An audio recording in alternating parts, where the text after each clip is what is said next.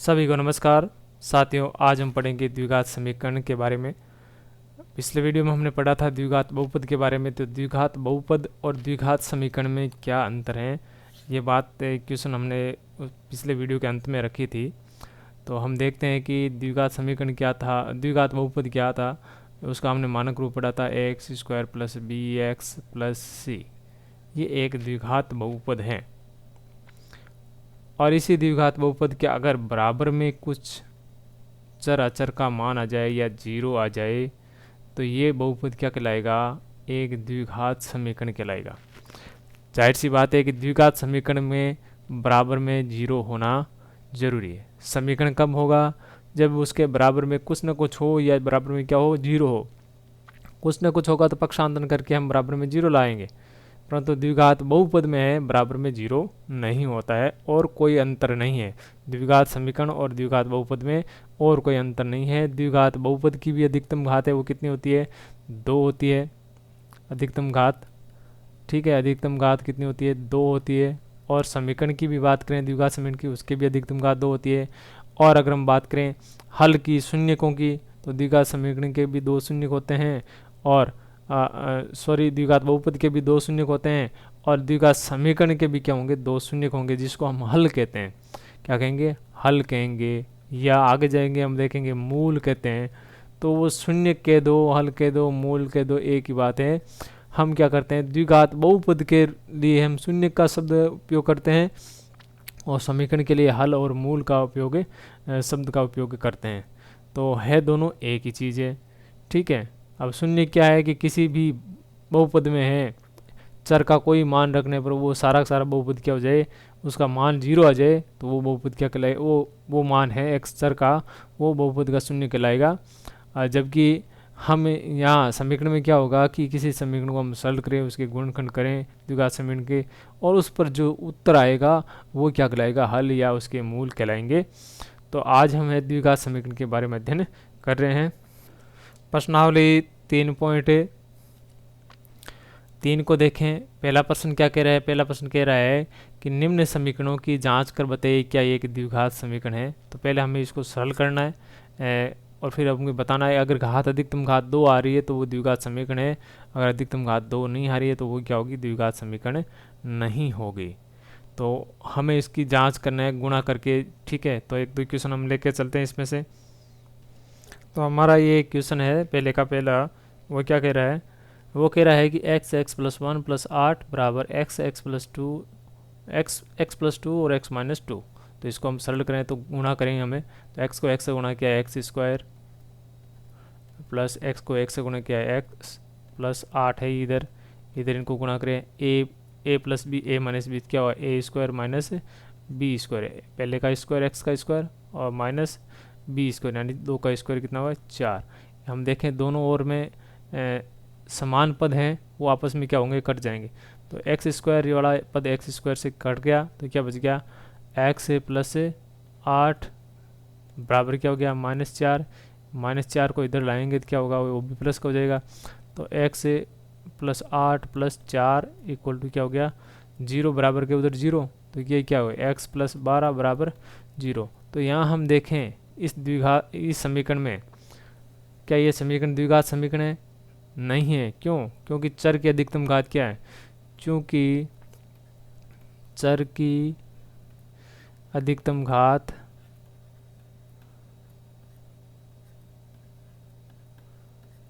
एक है, अतः और जब चर की अधिकतम घात एक होती है तो वो कैसा समीकरण होता है, वो एक रैखिक समीकरण होगा, द्विघात समीकरण है। अतः ये एक रैखिक समीकरण है।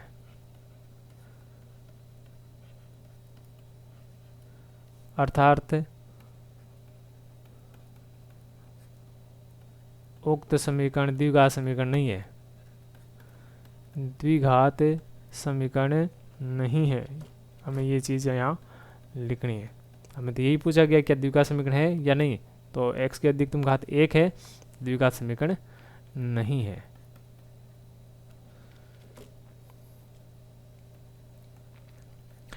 अगर x की अधिकतम घात 2 आ जाएगी तो हम लिखेंगे वो द्विघात समीकरण है। एक और क्वेश्चन लेते हैं इसका। इसका दूसरा पार्ट लेते हैं। क्या लिखा है, x प्लस 2 की घात 3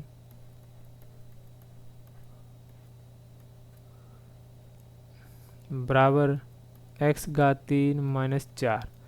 यहाँ से देखने पर ऐसा लगता है कि यहाँ 3 घात का पद है इसलिए द्विघात होगा नहीं, परंतु ऐसा कोई अनिवार्य नहीं है, हमें इसको पहले सरल करना होगा। तो सरल करें तो ये पहले क्या, a प्लस बी का whole cube. a plus B का होल क्यूब क्या होता है, आपको सूत्र याद होना ज़रूरी है, नहीं तो आपको पहले x प्लस 2 को x प्लस 2 से गुणा करो और फिर उसको x प्लस 2 से और गुणा करना पड़ेगा। बीजीय व्यंजक की बात करें तो a प्लस बी का होल क्यूब है वो इस प्रकार है, a प्लस बी का होल क्यूब बराबर क्या होता है, a cube plus 3a square B plus 3ab square plus B cube. तो इसको यहाँ इसमें पुटअप करेंगे, एक का मान है x, बी का मान है 2, तो ये क्या हुआ, इसको पुटअप करें तो x का क्यूब प्लस 3 x का square 3a square B plus 3 A x है, बी स्क्वायर 2 का स्क्वायर प्लस बी का क्यूब 2 का क्यूब बराबर x का 3 माइनस 4।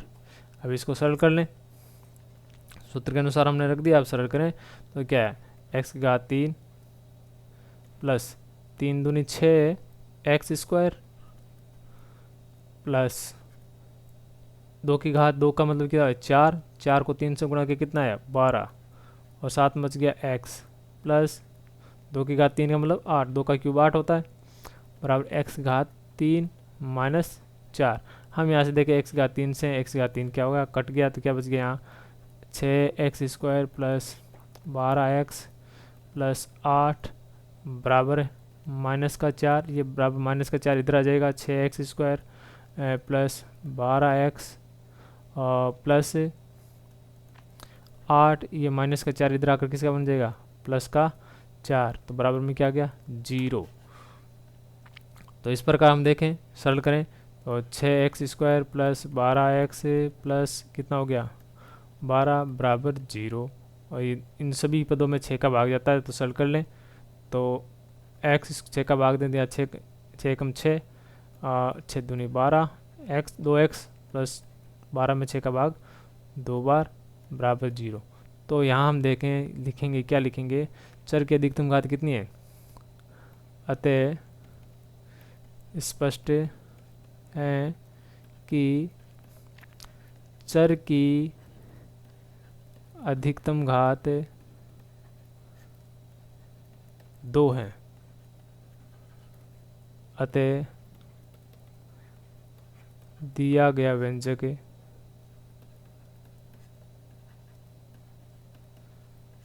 द्विघात समीकरण है।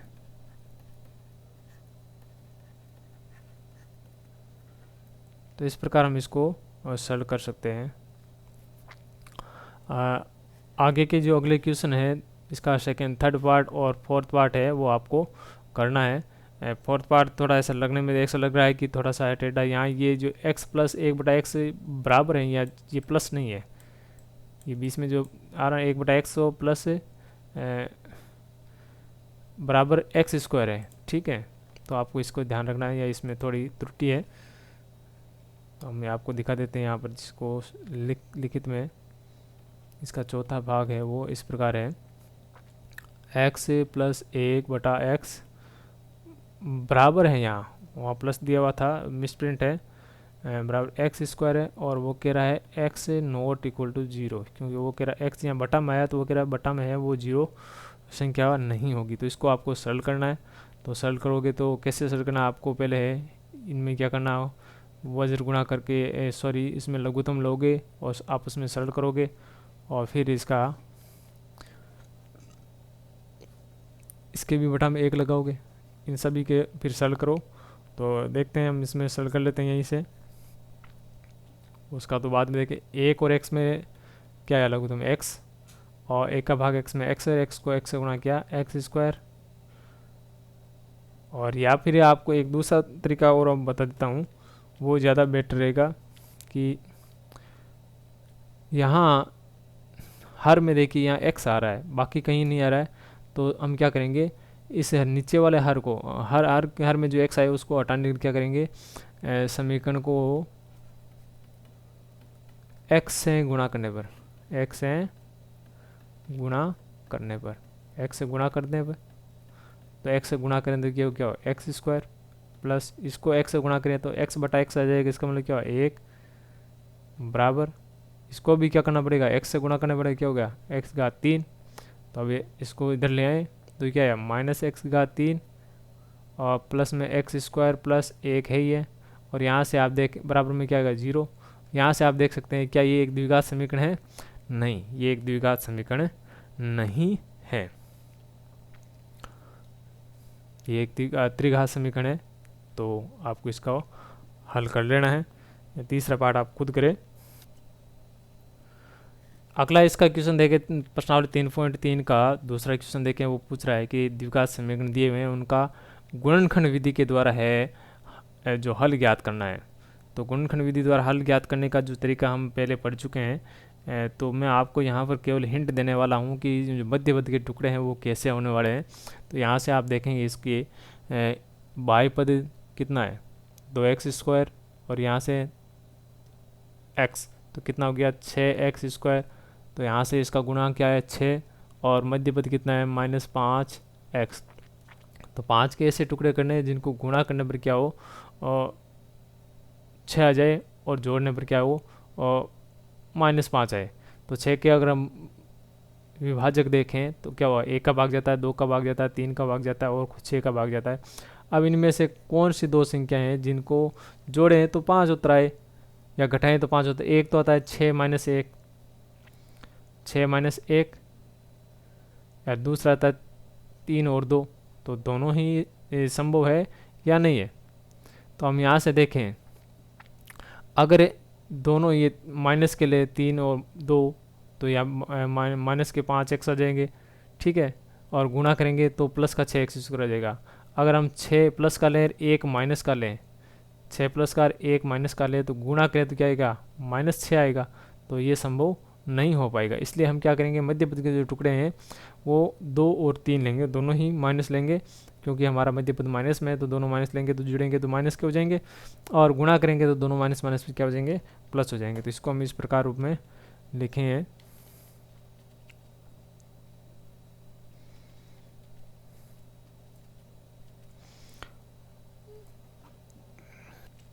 तो हम इसको इस रूप में लिख सकते हैं, 2x स्क्वायर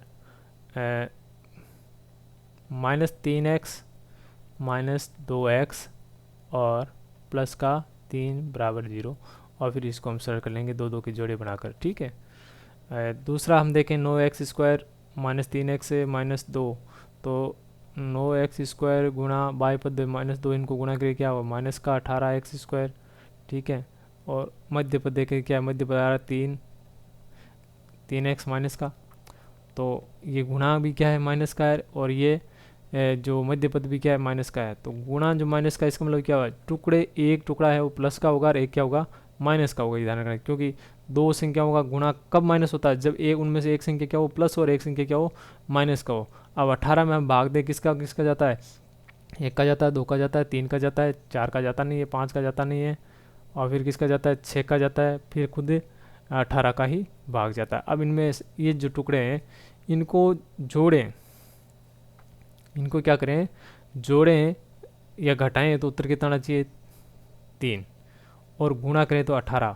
तो गुणा इनके जोड़े हम बना ले, तो जोड़े देखो पहला और लास्ट वाले का बनेगा 1 और 18 का, तो पर इनको जोड़ें तो गुणा कभी 3 नहीं, योग कभी 3 ही आएगा, ठीक है। फिर कौन कौन बच गया, 2, 1 और 6 को लें तो भी नहीं होगा, 1 और 3 को लें तो भी नहीं हो रहा है, 1 और 6 को लें 18, ठीक है। तो हम क्या करें, अब देखो कौन सा गुणा बच गया, अब देखें 3 और 6, यहाँ एक चीज़ और बच गया, 9 का भी तो भाग जाता है, हमने भूल में लिखा नहीं। तो 2 को और 9, 2 और 9 का गुणा 18 होता है, परंतु इनका योग है या बाकी है वो -3 ही होता है। अब बच गया कौन, 3 और 6, 3 और 6 का गुणा 18, और उनको अगर जोड़ें या घटाएं, 6 - 3 करें तो 3 बच जाएगा, ठीक है। और अब इनमें से एक प्लस का रखना है, एक माइनस का रखना है।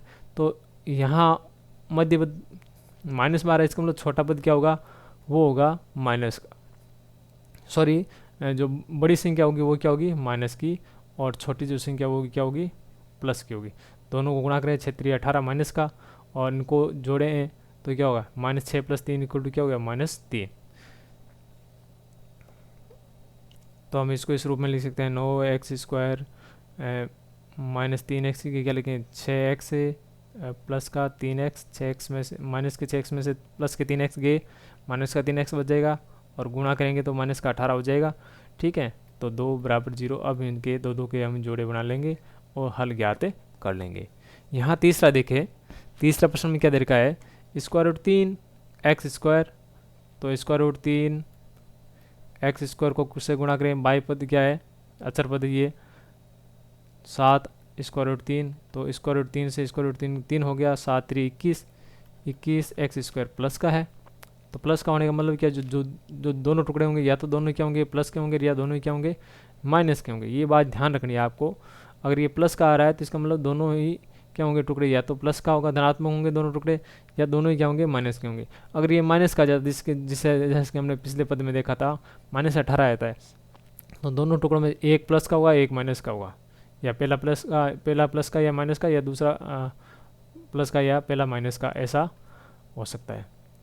तो यहाँ इस जो गुणन है बाह्य पदों का, उनका गुणन से हमें स्पष्ट पता चल जाएगा कि दोनों जो टुकड़े होंगे वो किस तरह के होंगे। अगर ये माइनस का आ रहा है तो उनमें से एक माइनस का होगा, अगर ये प्लस का आ रहा है तो ये दोनों ही प्लस के होंगे या दोनों ही माइनस के होंगे। तो मध्य पद क्या है, मध्य पद है 10, तो 10 के टुकड़े से क्या करें, तो जोड़ें तो उत्तर 10 आए, और गुणा करें तो उत्तर कितना है 21। तो 21 के हम देखें टुकड़े क्या होते हैं, 21 में 1 का भाग जाता है, 2 का नहीं जाता, 3 का भाग जाता है, 4 का नहीं जाता, 5 का नहीं जाता, 6 का नहीं जाता, 7 का भाग जाता है, और बाद में खुद 21 का भाग जाता है। तो जोड़े बन रहे देखो 1 21 3 और 7, तो 1 और 21 अगर इनको जोड़ें घटाएं गुणा करने पर तो 21 आ जाएगा, परंतु जोड़ें तो क्या होगा 22 हो जाता है, घटाएं तो 20 रह जाता है, इसलिए संभव नहीं है। हम क्या लेंगे 3 और 10 गुणा करें 21, और जोड़ें तो कितना होगा 7 3 और 10, तो दोनों ही क्या कर लेने, ये प्लस का है तो दोनों ही क्या लेंगे प्लस के लेंगे, तो 3 + 7। तो यहाँ पर इसको लिख देंगे 10 सॉरी, तो इसकी जगह लिख रहे हैं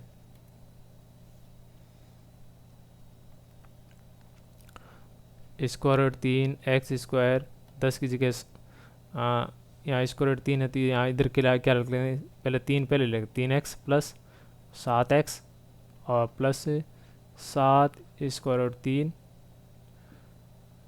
= 0। अब यहाँ से हम क्या करेंगे इसको सॉल्व करेंगे। यहाँ देखिए ओबिनेस्ट क्या जाएगी √3 आ जाएगा, √3 का 3 में भाग क्या जाएगा √3 बार जाएगा, क्योंकि 3 क्या होता है 3 बराबर होता है √3 गुणा √3। तो इस बात का विशेष ध्यान रखें और आपको बड़ी आसानी से सरल हो जाएगा। अगला पद देखें क्वेश्चन चौथा पार्ट है x² बाई पदों गुणा क्या होगा 16x², और मध्य पद कितना है -8x, तो जायज़ ये प्लस का है, इसका मतलब या तो दोनों टुकड़े क्या होंगे प्लस के होंगे, या दोनों टुकड़े क्या होंगे माइनस के होंगे। यहाँ मध्य पद क्या है माइनस का आ रहा है, तो इसका मतलब क्या प्लस वाले तो होने से रहे, तो इसको भूल जाओ, तो दोनों टुकड़े क्या होंगे माइनस के रहने वाले हैं। तो यहाँ से बिल्कुल आसानी से हम जांच कर सकते हैं कि दोनों टुकड़े प्लस के होंगे या माइनस के होंगे। अब 16 के हम टुकड़े देखें तो 1 का भाग 16 में कितना भाग जाता है 16 बार, और फिर 2 का भाग 16 में 8 बार, और फिर 4 का भाग 16 में 4 बार। तो ये आ गया, ये इसके अभाज्य गुणनखंड आगे। यहाँ 4 को हम 1 बार ही लिखेंगे। तो अब इनके अगर हम युग्म बनाए तो युग्म क्या होगा 1 और 16, 4 का हम 4 बार लिख लें तो अच्छा रहेगा, और 2 का 8 बार और 4 का 4 बार। तो अब यहाँ से देखें ये युग्म बन रहा है, तो इस युग्म से हम बड़ी आसानी से हैं इस मध्य पद के टुकड़े निकालेंगे, या तो पहला युग्म होगा या दूसरा होगा या तीसरा युग्म होगा। हमें बार बार है झंझट पालने की आवश्यकता नहीं रहेगी, हमें टेंशन लेने की आवश्यकता नहीं, हम इनके युग्म बना लें। पहला का ये 16, दूसरा 8, ये 4 और 4, ठीक है। इसको हम सरल करें तो यहीं से हमें युग्म प्राप्त हो जाएगा, या तो 1 16 होगा, या 2 8 होगा, या 4 4 होगा। तो 1 16 16 परंतु जोड़ें तो या तो 17 हो जाएगा या 15 हो जाएगा, दोनों ही माइनस का लें तो 17 हो जाएगा। यहाँ से देख 2 और 8 गुणा करें 2 और 8 को तो 16 होता है, परंतु अगर दोनों ही माइनस लें तो कितना हो जाएगा, माइनस का 10।